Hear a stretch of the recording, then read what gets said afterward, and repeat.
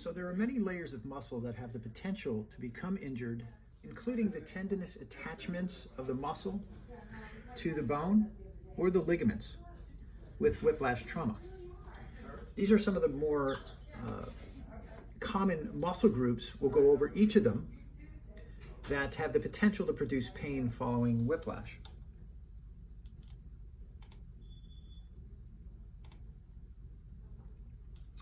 The first muscle is the sternocleidomastoid muscle.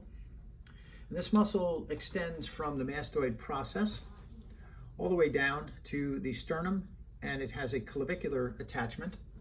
This muscle is involved in neck lateral bending and rotation and is one of the primary sources of pain following rear impact trauma. This next muscle is called the trapezius muscle. It's a big kite-shaped muscle that extends from the occiput or base of the skull through to the shoulders and attaches at the thoracolumbar junction. The function of this muscle, at least the upper portion, is to extend the neck or elevate the shoulder, and the lower portion will bring the scapular to the center or produce scapular retraction.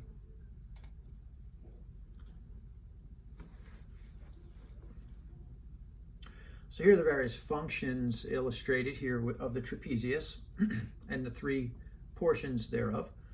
So we have neck extension for the upper portion, a little bit of rotation. The upper fibers produce shoulder elevation. So here's another muscle, very important muscle. It's called the levator scapula. So this muscle is attached to the transverse processes of the upper four cervical vertebrae and extends all the way down to its attachment in the scapula or superior angle of the shoulder blade. And this is responsible for neck lateral bend, a little bit of rotation, and elevation of the shoulder. These next muscle groups are called the scalene muscle group, scalene. And we have anterior, middle, and posterior scalenes, anterior, middle, posterior. The anterior scalene is multifaceted and connects to the lateral aspect of the cervical vertebrae and is a rather large producer of pain in the supraclavicular region, as well as potentially into the back area, just medial to the shoulder blade. So the function of these muscles is to slightly or laterally bend the neck, as well as elevate the first and second ribs with deep breathing. We do have some lateral bend function as well. The deep anterior cervical muscle groups, the longus capitis and longus colli, can become injured with neck hyperextension during the whiplash process. Posterior muscle groups, or the erector spinae, can also become injured. We have the cervical, thoracic, and lumbar groups.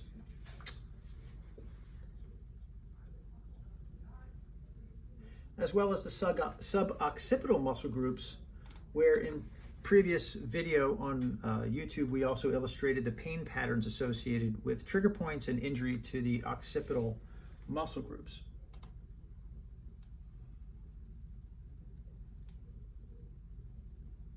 These muscles function in neck extension and rotation. So what are some of the symptoms associated with these muscle groups? Well, mainly stiffness, range of motion restriction, tension, tightness, and pain.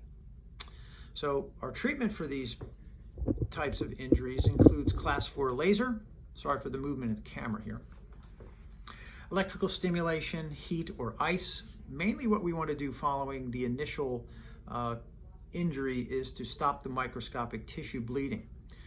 Where the tendons attached to the bones are a common area where we see injury, at least in the labs. And what we want to do with our treatment is to help restore function. So we need repair tissue to heal in a proper manner such that it is strong and flexible. So incomplete tissue healing results in weak scarring and granulation tissue that is not as flexible and not functional. So I hope this brief video was interesting. And if you like the information, please hit like, subscribe, and we'll make up some more video to hopefully help our patients and anyone else interested in treatment, diagnosis, and evaluation of rear impact whiplash associated trauma.